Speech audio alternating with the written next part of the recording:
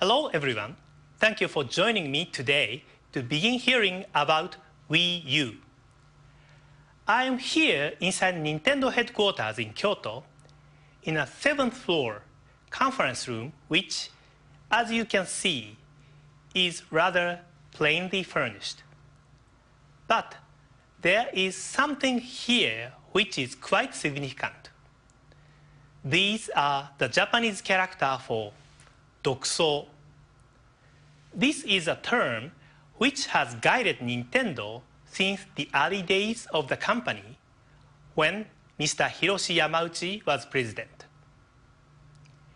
In English, it means creating something unique.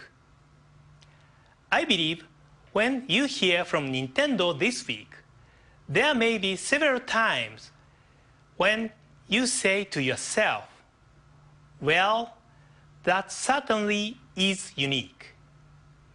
And hopefully, you will be thinking of unique in a good way. In fact, this Nintendo Direct itself represents something unique because it really begins our E3 news announcements even days before our E3 presentation this coming Tuesday. During that event, we will be focusing almost entirely on games for Wii U.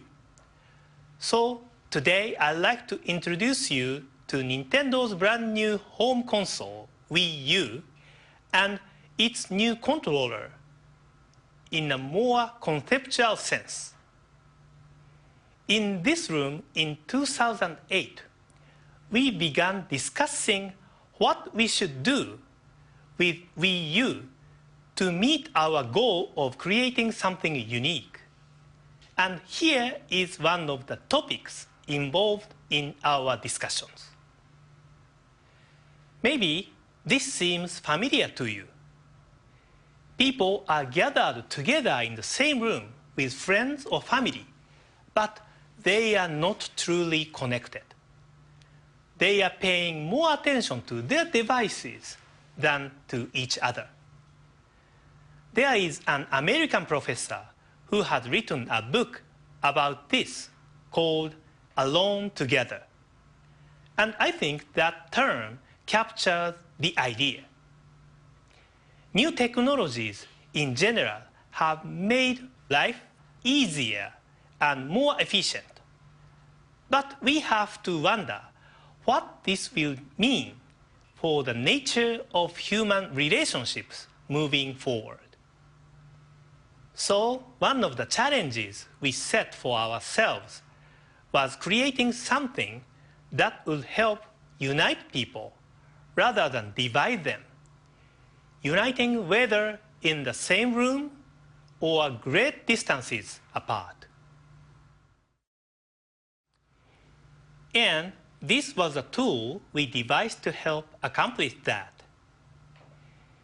It is a controller for Wii U, and it's called the Wii U gamepad. Let me tell you how we decided on the name.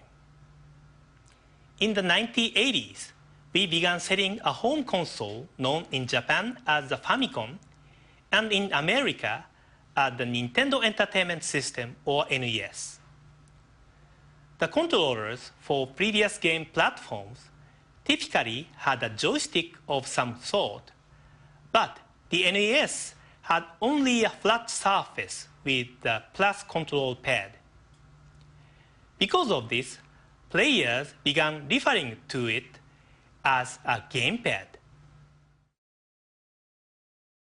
In any case, we decided that this name also made sense to describe the appearance of the Wii U controller, even though it now also features two-stick type devices. This is probably the most obvious difference from the prototype we showed at E3 last year. That previous version had circle pads for thumb control, but we decided that this format was really more appropriate for portable devices where a low-profile form factor is important. Instead, here we have incorporated sticks that not only operate precisely in 360 degrees, but which also can be pushed down for an added method of control.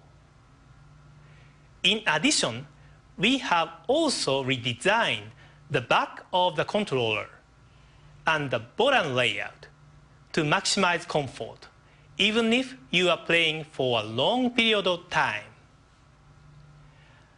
A couple more things.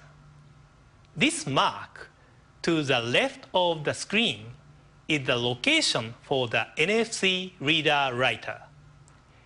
You can place cards or figures on this, and relevant data will be read or written into your experience. This button can be pressed even when the Wii U itself is not activated. With the existing remotes for your current Wii, you can simply turn on or turn off the game console. Beyond that, you need your TVs or a cable remote. But with Wii U, the gamepad itself becomes a fully independent infrared TV remote. Next, let me talk about some of the things that the Wii U gamepad makes possible. Last year at E3, we talked about the potential of two screens. Of course, many people already operate the two screens of both Nintendo DS and Nintendo 3DS. But with Wii U, two screens become more dynamic because the relationship between them is not fixed. Secondly, the two screens make possible something engineers refer to as asymmetric diversity in gameplay. In simpler terms, what is being seen or even done on the small gamepad screen is different from what's happening on the big screen TV. We'll be showing you what this means for gameplay at E3 this week. The gamepad screen is also a touch screen. You can use the stylus to draw pictures or use your finger for the usual range of intuitive inputs. What is more unusual is how the two screens can work together in unprecedented ways. This kind of gaming feels unique. The Wii U gamepad also senses movement with motion and gyro sensors. This is particularly important for people somewhat unfamiliar with gaming. By using more intuitive motions to control a game, players of all skill levels can better play together. And of course, all this is enhanced because of the improved graphics processing power of the hardware, something you recognize beginning at the E3 presentation on Tuesday. Also, consider that with a screen in your own hands, you don't need to be sitting directly in front of your TV. You might also find yourself in any comfortable spot anywhere in the living room. As we mentioned last year, sometimes you can continue playing on the gamepad even when the TV screen is being used for something else. This might occur with more casual games, when you are in the middle of your Wii Fit routine, or when you intend to spend many hours deeply immersed in your game, and others aren't willing to let you have the TV to yourself for all that time. And in any of these situations, not only will you see high-quality console graphics on the big screen TV, but those images can be displayed on the Wii U gamepad without delay, something no existing handheld game devices can do.